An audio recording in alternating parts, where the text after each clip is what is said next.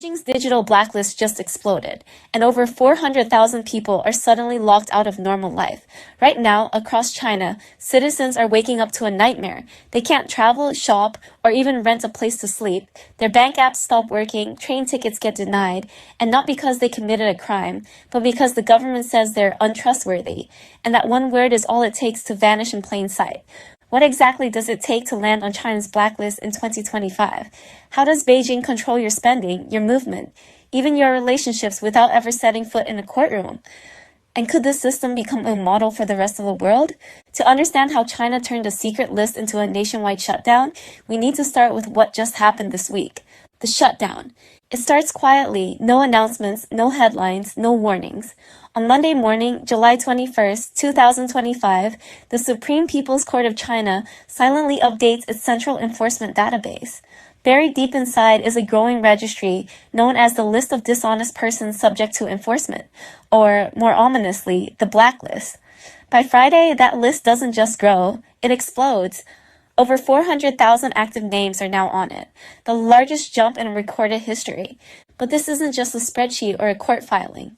It's a digital execution order, one that blocks your ability to live a normal life. If your name is on that list, you're banned from purchasing plane tickets, high-speed rail, luxury hotels, and even basic rentals.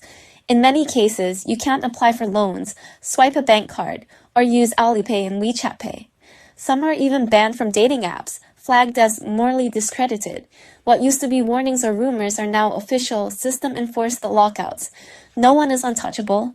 And the most disturbing part? You don't even know you're on it until your life stops moving. There's no knock at the door, no court date, no hearing. 1 minute you're buying coffee, the next, your payment fails. That's exactly what happened to Li Wen, a 28-year-old sales manager in Beijing. She tries to split a dinner bill with friends, but when the QR code scans, WeChat Pay flashes an error. Transaction blocked, restricted user. Her bank app won't load. Her train ticket gets declined. In less than 24 hours, she's digitally paralyzed, and she has no idea why. She's not alone. Across Beijing, a university student misses a tuition payment by 10 days. When he tries to book a Didi ride to class, the app says he's ineligible. An online merchant in Shenzhen disputes a fine from a local court and suddenly loses access to customer payouts. In Shanghai, a middle-aged man finds out he can't board a train to visit his sick mother because his social credit score dropped overnight.